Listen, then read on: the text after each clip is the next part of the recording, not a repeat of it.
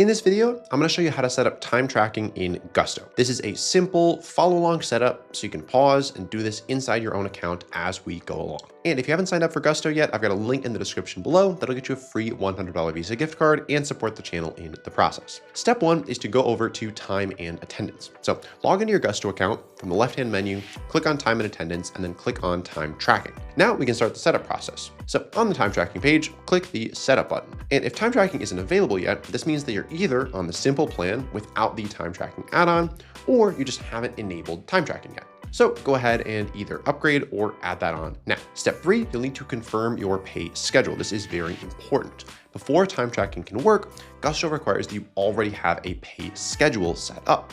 The pay schedule is going to control the work week and pay period, which is used for time tracking. If you haven't set one up yet, you'll need to do that first under payroll settings, then come back here. The next step is to set a base schedule. So Gutso is going to prompt you to set your base schedule. You're going to click on that set base schedule button. And this is where you're going to choose how time is tracked, reviewed, and approved. The next step is to choose how employees will clock in and clock out. They can either clock in from their own device using Gutso or use a shared on-site kiosk device. This makes sure that they're actually on premises when they do clock in. So make sure to just pick the option that best fits how your team works. From here, you're going to assign employees. So you'll choose which employees or contractors are going to be using time tracking. Review the list and make sure you remove anyone who doesn't need to be tracking time. Then just assign each person to the correct schedule. The next step is to review, edit, and approval settings. So Gutso is going to ask you whether employees can edit their own timesheets.